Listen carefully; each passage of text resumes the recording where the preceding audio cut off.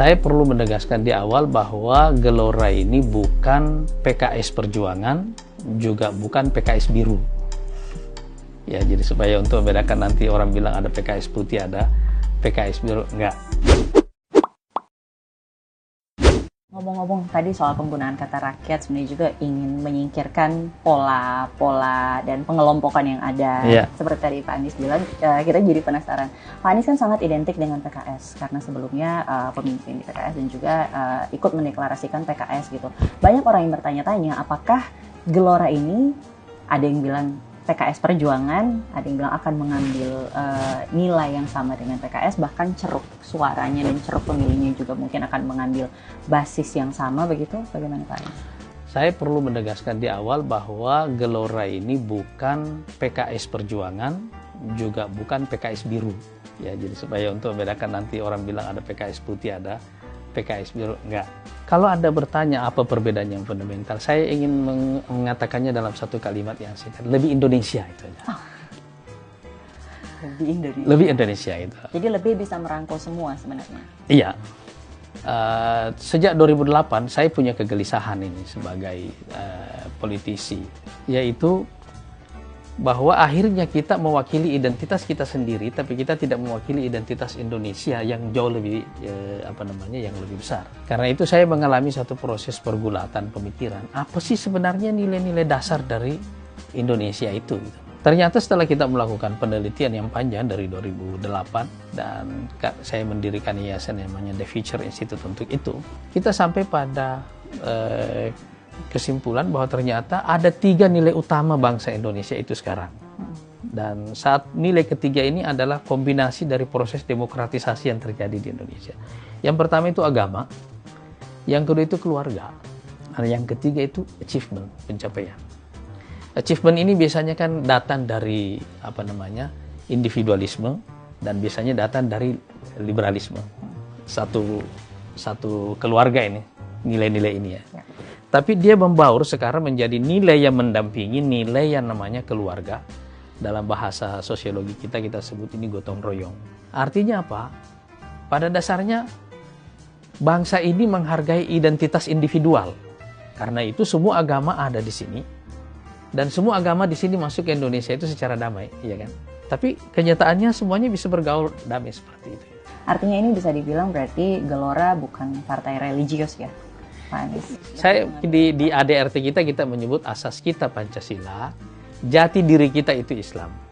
Supaya kita keluar dari perdebatan yang ini, selesaikan dulu perdebatan masa lalu yang tidak relevan lagi bagi kita sekarang. Tegas ya. Selain membangun sistem dan partai yang kuat begitu, tidak hanya ide dan juga gagasan, pasti akan didukung dengan pion-pion yang mendukung, seperti misalnya kader-kader yang kuat. Kan sudah ada beberapa nama yang muncul ke permukaan yang akan ikut bergabung dalam Gelora gitu. Tapi ada nggak sih Pak nama-nama lain mungkin dari teman-teman politisi juga yang diajak bergabung, khususnya dari partai-partai lain ya? Pada dasarnya gini, jadi kita meniatkan partai ini melakukan di awal ini melakukan 2 fungsi sangat penting. Di luar dari yang pertama adalah mengagregasi kepentingan publik, tapi yang lebih penting adalah mewadahi, menjadi wadah orang-orang terbaik di Republik ini untuk menjadi pemimpin Indonesia. Itu dulu. Dari mana sumber orang-orang baik yang berbakat, punya talent untuk menjadi leader itu pasti ada di semua kelompok, ya kan? Karena itu kita memberikan ruang kepada seluruh teman-teman untuk terlibat di sini. Tapi yang lebih penting buat kita di sini adalah kita lebih banyak akan memberikan ruang kepada elit-elit daerah untuk melakukan mobilitas vertikal melalui partai ini menjadi elit nasional. Supaya nanti elit nasional ini adalah blending dari seluruh elit-elit daerah yang datang ke Jakarta. Bukan elit Jakarta yang didistribusi ke daerah. Di daerah maupun di luar PKS. Ya. Banyak. Alhamdulillah lumayan banyak, cukup positif sambutannya, tapi sementara ini fokus kita masih pendaftaran dulu lah. Nanti kalau udah jadi baru insya Allah. Tapi bocoran dong Pak, nama-nama lain mungkin yang belum sempat diketahui publik gitu, ada yang saya belum bisa menyampaikannya sekarang karena pembicaraannya masih berlangsung dan biasanya kita lebih suka bicara detail dari awal dengan tokoh-tokoh ini. Terakhir mungkin soal Partai Gelora masih sedikit flashback ke PKS begitu. Bagaimana cara Anda ya, walaupun sekarang orang sudah muncul ya di pikiran top of mind, Gelora ada Anies Mata dan juga Fahri Hamzah dan Mahfud Siddiq gitu. Tapi untuk lepas dari, Anda kan adalah pendiri PKS begitu, untuk lepas dari citra dan sangat identik dengan PKS itu, bagaimana caranya? Yang paling bisa menjelaskan nanti itu adalah waktu. Perbedaan-perbedaan yang saya sebutkan tadi itu baru akan kelihatan bersama waktu, tidak bisa sekaligus gitu ya.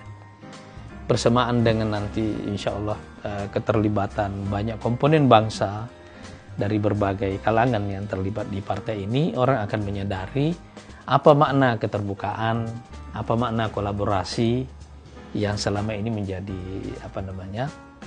semangat kita dalam membangun partai ini.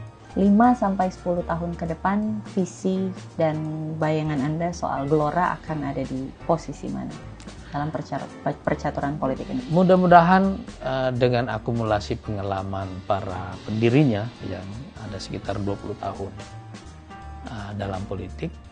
Dan yang kedua menurut saya, dan ini jauh lebih penting menurut saya, adalah pergantian generasi yang akan terjadi di Indonesia beberapa tahun ke depan. 5-10 tahun yang akan datang ini adalah era generasi baru sama sekali.